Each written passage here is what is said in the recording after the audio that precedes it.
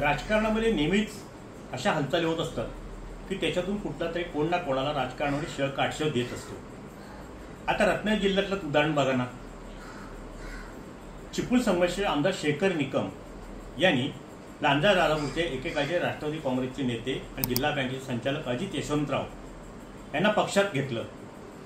अजित पवार राष्ट्रवादी काँग्रेस पक्षात घेतलं।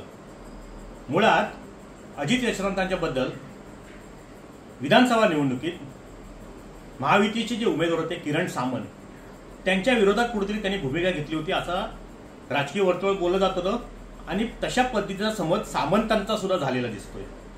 त्याचं कारण असं आहे की शेखर निकमांनी अजित यशवंतांचा प्रवेश करून घेतला हे सामंत बंधूंना रुचलेलं नाहीये, कारण त्यांनी भैया सामंतच्या विरोधात काम केलंय असं सामंत बंधूंचा समज आहे।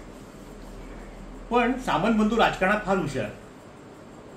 2 दिवसापूर्वी भैया सामंत यांनी चिपळूण संगमेश्वरचे महाविकास आघाडीचे उमेदवार प्रशांत यादव यांच्या वाशिष्ठी दूध डेअरीला भेट दिली, पूर्ण समजून घेतलं आणि लांजा राजापूर मधल्या दूध उत्पादकांच्या बाबतीतला दुधाचा दर असेल किंवा दूध संकलनाच्या संदर्भात चर्चा केली की जेणेकरून सहकार क्षेत्र जे चिपळूणला आहे ते लांजा राजापूरला नेण्याच्या संदर्भात त्यांनी महत्त्वपूर्ण चर्चा केली। त्याला 28 तास उलटतात नाहीत तोपर्यंत उदय सामंत पालकमंत्री यांनी रत्नागिरी जिल्ह्यातला 2 दिवसाच्या दौऱ्याला सुरुवात केली। ते चिपळूणला मुक्कामी राहून वाशिष्ठी डेअरीला भेट दिली आणि प्रशांत यादवांशी व्यवस्थित चर्चा केली। सहकार क्षेत्राबद्दल त्यांनी संपूर्ण माहिती जाणून घेतली आणि प्रेस कॉन्फरन्समध्ये पत्रकार परिषदेमध्ये त्यांना पत्रकारांनी विचारल्यानंतर प्रशांत यादवांना सहकार क्षेत्रामध्ये जेवढं काही सहकार्य करता येईल तेवढं आम्ही करू आणि त्यांना आपण इथे पाठबळ देऊ। त्याच वेळेला बोलता बोलता ते म्हणाले की प्रशांत यादवांनी चांगली लढत शेखर निकमांच्या विरोधात दिली, 6,000 पराभूत झालेत म्हणजे 3,000 मतच कमी पडलेत। पुढे बघू या शब्दामध्ये सारं दडलेलं आहे। किरण सामंतांच्या विरोधात काम करणाऱ्या अजित यशवंतांना शेखर निकमांनी प्रवेश करून घेतल्यानंतर सामंत बंधूंनी शेखर निकमांना सुद्धा जाणीव करून दिले की तुम्ही जर भैया सामंत या मतदारसंघामध्ये जर आमच्या विरोधकांना जर पाठबळ देणार असाल तर आम्ही सुद्धा चिपळूण संघर्षमध्ये तुमच्या विरोधात प्रशांत यादवांना सोबत घेऊन भविष्यात शिवसेनेत घेऊन सुद्धा तुमच्या विरोधात आम्ही पर्याय तयार करू।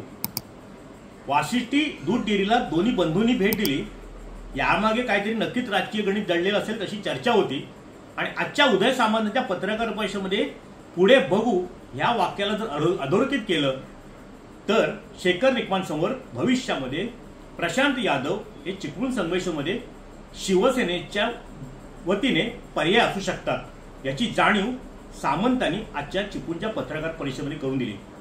म्हणजे शेखर निकमांनी अजित यशवंतरावांना घेऊन सामंतांना कुठेतरी चेकमेट देण्याचा प्रयत्न केला म्हणा किंवा कुठेतरी त्यांना त्रास देण्याचा हेतू असेल नसेल, पण सामंतांनी मात्र आज चिपळूणमध्ये येऊन प्रशांत यादवांना सोबत घेऊन त्यांना कुठेतरी पाठबळ देण्याची भूमिका घेऊन आमदार शेखर निकमांना मात्र कुठेतरी आम्ही तुमच्यापेक्षा राजकीय परिपक्व आहोत याची जाणीव करून दिली आणि राजकीय दृष्ट्या विचार केला तर त्यांना सामंत पॅटर्नच दाखवला असंच म्हणावं लागेल।